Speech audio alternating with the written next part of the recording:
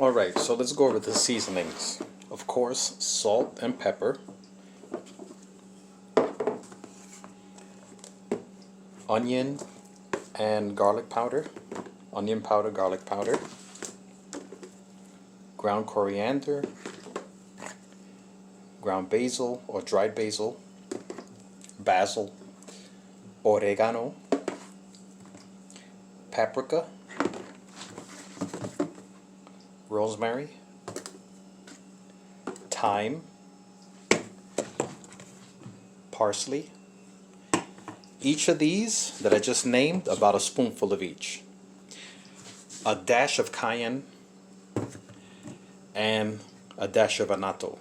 Well, you could go for a spoonful. Alright, so that's my seasoning for ribs. And what I actually do is I combine them and save them in these mason jars. This is my rib rub. Alright. Alright, so here are my ribs. I like beef ribs. In my personal opinion, they taste better than, you know, pork or horse or rhinoceros ribs. So I'm going to cut these open and I'm going to give them a nice cold rinse. That's how we're going to start. Alright, so I'm going to start by giving each rib a nice rinse.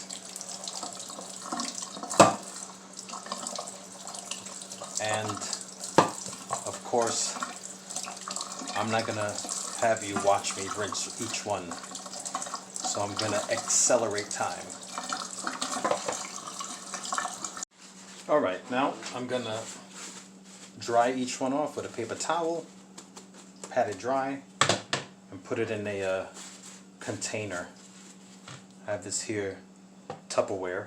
I may need another because there's a good amount of ribs in here. Alright, so pat each one down. And of course, you may need more than one towel. That one's done. And also, I'm going to accelerate it here. You don't have to watch me dry each one. Alright, so I needed 3 containers. The next step is I'm going to drench them in some apple cider vinegar. And you can actually also use fresh squeezed lemon and lime juice, or just lemon juice or just lime juice. If I don't have apple cider vinegar, I'll usually use citrus. Okay, so I'm gonna cover each one.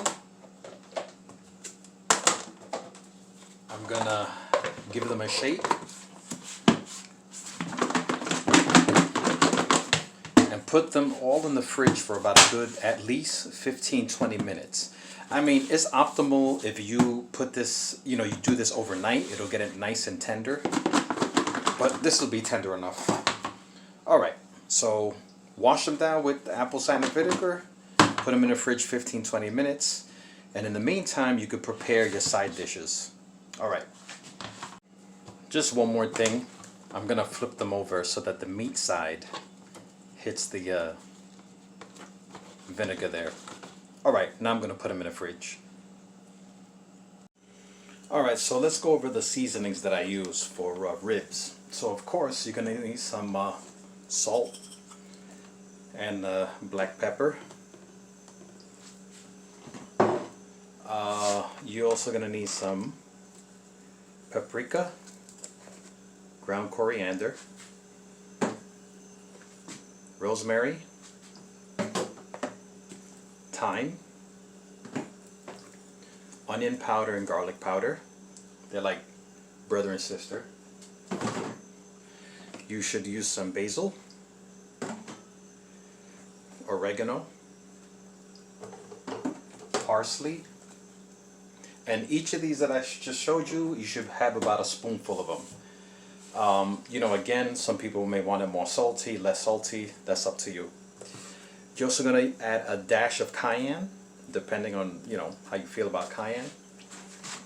Oops, I knocked the camera. And some achiote molido, or annatto. How much? I would say half a teaspoon. You're also going to need some apple cider vinegar. This is what I actually soak the ribs in. Your favorite barbecue sauce. I bought this one because it was on sale. Some olive oil and a casserole dish. Don't worry, I'll show you how to do everything. Okay, so I took them out the fridge. They were in there about 20 minutes. And now I'm going to go on ahead and season them. So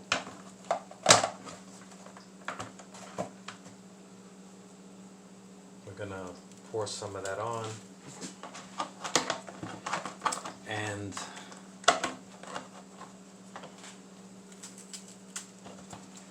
you're not just going to pour it on, you're going to rub the seasoning in. Give it a nice massage. Alright.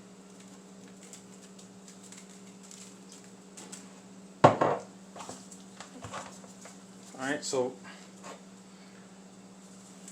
I'm going to get them all nice and covered.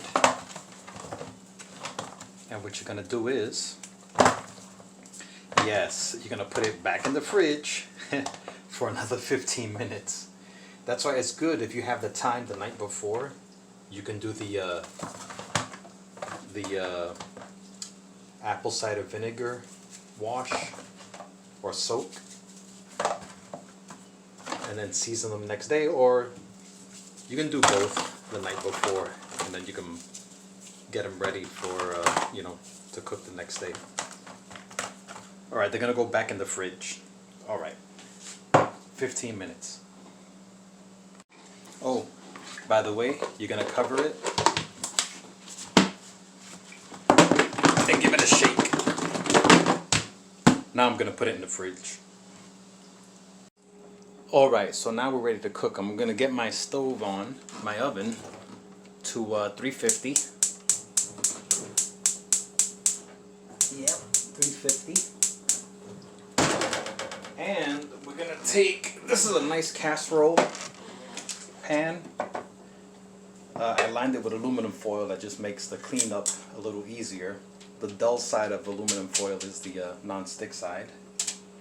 It's a little olive oil. You can use vegetable oil. I've used coconut oil. You can use the spray.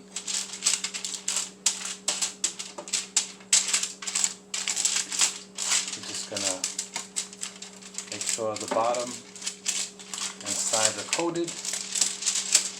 And now, while my oven is going, I'm gonna place my ribs. These ribs are going to go face down because I wanted to start cooking the meat side first.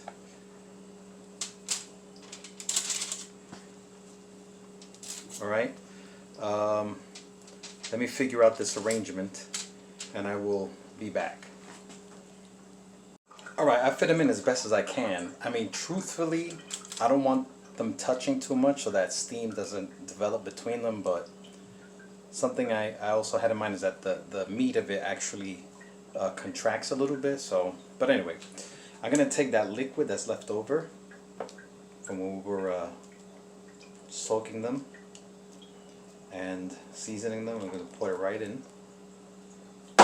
And it's ready for the oven. I don't have a cameraman, so y'all going to have to just be patient with me.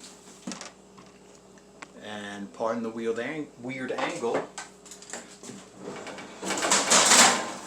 350. It's in total, it's gonna be about an hour, right? So 45 minutes cooking. Can you see me? Yeah. 45 minutes cooking, and then between the 45 minutes, I'm gonna check on it and flip them over. Don't worry, we'll get to it. All right. Alright people, it's been about 15 minutes. Let's check on these bad boys. Smells nice. Alright, they're on their way. They are on their way. So now, I'm gonna flip them over and let them cook on the other side. You know that steaming I talked about? That's what's happening here, but it's okay. It will resolve itself pretty soon.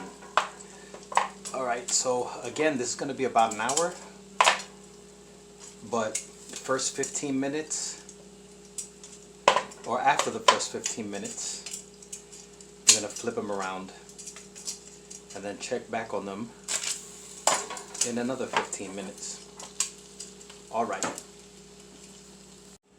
Alright, let's do our second check. So 15 minutes have gone by. So this is the second set of 15 minutes, half an hour in total. Alright, they're getting there. So they've been in here half an hour total. Now we're going to let it go another 15 minutes. That's to make it 45 in total. And after that, we're going to put in our barbecue sauce. Alright people, here's our next 15 minutes. And let's take a look. Ooh! Alright, they're nice and cooked. Don't worry about that brown stuff on that. That's the oils and stuff that have cooked out.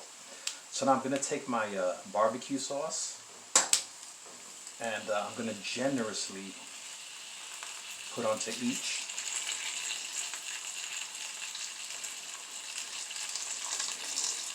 I like to put some of the sauce in like a little container and work from there because I feel like it's easier than just, you know, pouring over with the bottle.